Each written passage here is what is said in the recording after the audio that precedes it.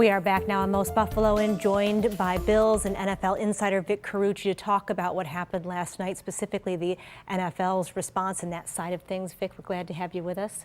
Yeah, I wish it were under better circumstances, but I am very honored to be part of Most Buffalo. Well, I want to start with one of the things that people were probably talking about the most, which was, yes, the game was suspended, but how long it took to make that decision. What's your take on that? Yeah, look, I think the easiest thing is to start firing arrows at whoever, especially, I guess, the NFL and its decision on how long it took to sort of figure out what the right answer was. Ultimately, they got to that right place. Now, there is no denying in the course of that broadcast, we heard Joe Buck talk about this 5-minute thing before and then start warming up, and you saw Joe Burrow warming up. We witnessed these things. So somewhere along the line, the message was that this would be routine in the sense of, as best as I can use the word routine very loosely, that a player gets injured, it takes time, you got to get him on a stretcher, get him on whatever, ambulance out. But this was far beyond that, and we knew that instantly with all the reaction. And I think our eyes were telling us a story about the way the players were reacting, that any suggestion about resuming play last night, you know, it contradicted that.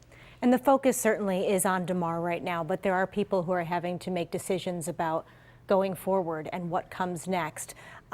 Is there a precedent here with the NFL not finishing a game, and what's the protocol with how you handle that going forward? There really isn't when it comes to regular season games. Now, during the COVID years of 2020-21, the NFL moved games around, and some games were played, as you know, in empty stadiums. But they got them all in, all the regular season games in. Now, preseason games, yeah, well, lightning or whatever happens, games get canceled on the spot and they just send everybody home. It's different with the regular season, with the ramifications as it applies to the playoffs. And keep this in mind. And again, I am uncomfortable talking about this because of a far more important circumstance with the health of Damar Hamlin. So I'll preface that, but I'll say this.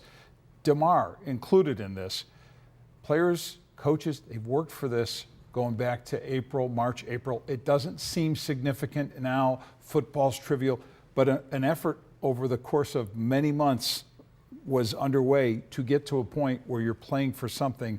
I think if Damar had the chance to talk to his teammates, what would he tell them? Right. I mean, I know I'm going out on a limb to say, guys, go for it, but the players want to hear, of course, that sense of, hey, he's recovering, he's doing well, put their minds at ease, and they can proceed. But somewhere along the line, the league's got to figure this out. The fact that they're not doing it this week, which was, I think, a non-starter, leaves open the possibility of a Week 19 creation of a spot in the schedule, which is not unprecedented.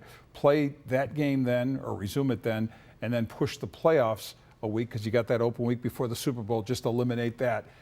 Not easily done, but that's what's out there. How much do you think how he's doing might impact that decision, or would it at all? I mean, I hope it would. I can't tell you unequivocally it does, but I do know that the league has been in constant touch with the Bills and of course with the medical staff working on Damar to just see where things are and also take the Bills' temperature, take their pulse. NFL Network reported that the coaches met with players today at One Bills Drive, talking with them, just I think trying to get a feel for them. And my understanding also is that no one from the Bills had any interest in playing a football game this week. By week, I mean not Sunday, I guess, but because they do have the scheduled game coming up against New England. By all accounts, they're going to play that game at 1 o'clock at Highmark Stadium. But his status, Damar's status, I would think is going to be foremost in that thought process. How can it not be? And one last thing I wanted to ask you is, Kelly earlier was talking about people who were there at the game and really trying to figure out what was going on and not understanding what was going on right away. When did you sort of know what was going on?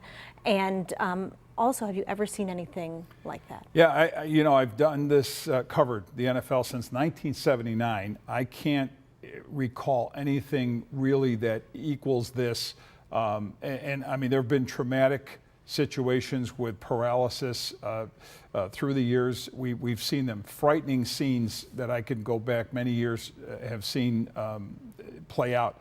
but nothing exactly like this in any way. And when did I know? I mean, watching it like everyone else did, not only the frightening collapse backward that he did, but just the horror on the faces of the players, right? Those cameras, those ESPN cameras picking up in real time the reactions of Josh Allen, Stephon Diggs, other teammates. We've seen the still photos of Ed Oliver and others. For their teammate,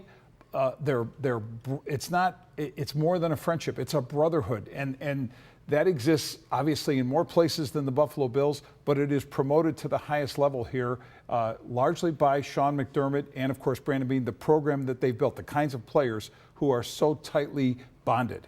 Well, we so appreciate your expertise and, of course, your heart too, Vic. Thanks so much for being here. My pleasure, Kate. All right.